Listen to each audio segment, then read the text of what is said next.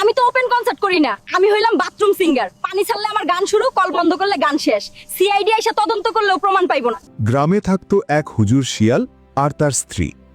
স্ত্রীকে বাইরে থেকে দেখলে মনে হতো সে খুব ভদ্র, শান্ত ও ধর্মভীরু, কিন্তু ভেতরে ছিল অন্য রূপ, খিটখিটে স্বভাব, সবার সঙ্গে খারাপ ব্যবহার। তবে জামাই আর শ্বশুর শাশুড়ির সামনে সে একদম শান্তশিষ্ট হয়ে থাকত। যখন তারা কাজের জন্য বাইরে যেত, তখনই হুজুরানির আসল রূপ বেরিয়ে আসত। সে গলা ছেড়ে গান ধরত। গ্রামের লোকেরা বলতো, তুমি তো হুজুরার ঘরের বউ, এভাবে গান গাও কেন?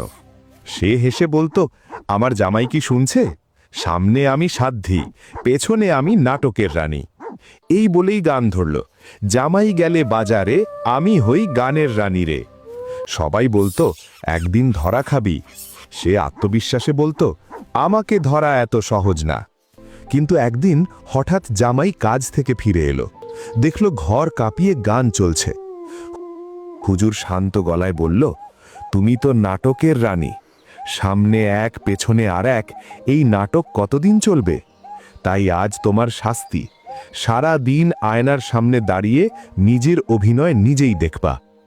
হুজুরানী মাথা নিচু করে বলল, আমি আর দ্বিমুখী হব না, আমি এখন থেকে ভালো হয়ে যাব, তোমার সম্মান আর আমি নষ্ট করব না।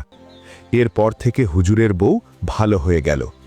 মুখোশ পরে বেশি দিন থাকা যায় না, একদিন না একদিন সত্য প্রকাশ পায়। সম্মান অভিনয় নয়, চরিত্রে থাকে। ঘরে আর বাইরে আলাদা মানুষ হলে শান্তি আসে না, সত্যিকারের মানুষ হওয়াই সবচেয়ে বড় গুণ।